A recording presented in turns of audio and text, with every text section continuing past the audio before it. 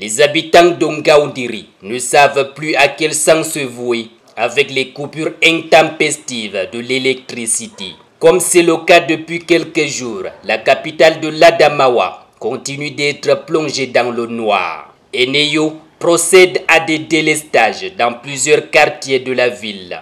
La société de distribution d'énergie a dévoilé les noms des quartiers qui seront privés d'énergie pendant la semaine du 21 au 26 octobre.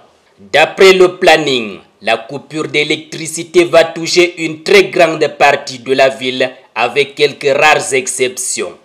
Le programme fourni par Eneyo indique que les quartiers résidentiels et administratifs par exemple, où se trouvent les hauts responsables de la ville, ne connaîtront pas de délestage.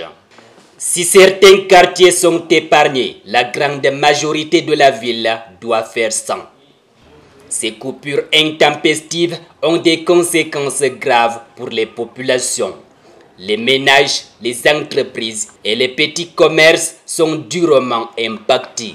Dans la ville, l'on observe certaines entreprises fonctionner avec des groupes électrogènes, alors que d'autres, ne disposant pas assez de moyens, sont contraints au chômage. Les causes avancées par Eneyo pour justifier ce rationnement d'énergie est le déficit hydrologique.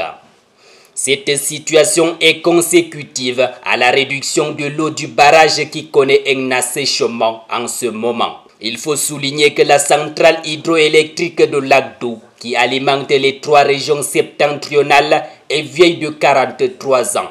Avec ses 72 MW de capacité, il s'agit de la plus petite des centrales hydroélectriques du pays. À cause de la vétusté de ces installations, dû au poids de l'âge, sa capacité a baissé, atteignant ces dernières années 30 MW. Un projet de sa réhabilitation avait été annoncé par les pouvoirs publics avant qu'il ne soit abandonné. Et pour les citoyens du Septentrion, ce n'est peut-être que le début du calvaire. Le plus dur est certainement à venir.